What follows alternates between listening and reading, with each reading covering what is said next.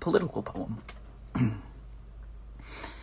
If others must starve for your largesse, I'm afraid I can do little else but detest the fact of your very existence.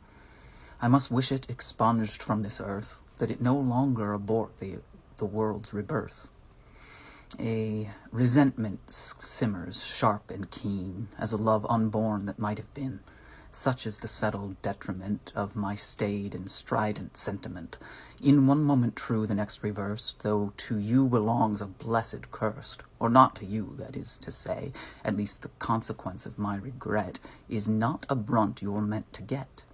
I'll remain detached, or pretend I was, anxious as my pulses buzz, the way I learned to cope with stakes that cost enough they could break potential's bat, the aggregate.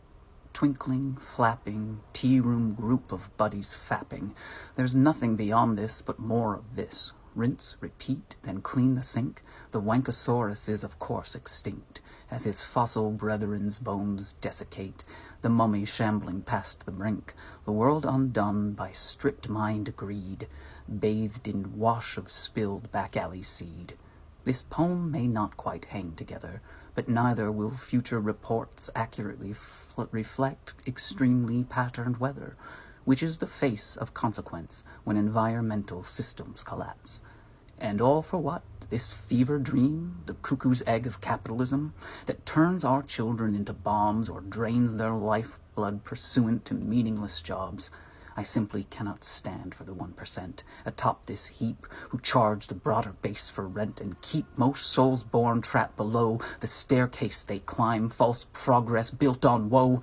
I cannot fathom how we all got here, the slavers held aloft to be revered by Forbes for their gift of fear, of penalties, of purges, pain, plight of lip-serving pernicious urges that enforce the circumstance of endless labor. The common coffers are offshore drainage. It's time to see past that. It's time to agree that the future they've charted's not where we're meant to be. So let's stop the nonsense. Just keep slowing down until we summon from somewhere the flow of the Tao. Need little, want less, claim your time as your own.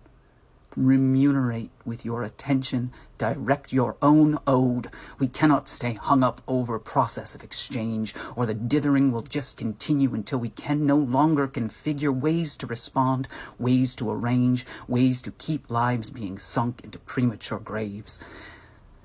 As the sun goes down, at the end of the day, the only real guarantee for the future, they say, is one that will seem expectedly strange. For we are where we are, unguided by our augured future, one where the very drinking water induces a leaden-laced stupor, in test made by litmus where status socially failed. We could still recover, although much change is entailed. And for that simple reason, that failing to see, that only by the expansive application of the imagined approached practically can we redress the sad state of our whole social system's totality.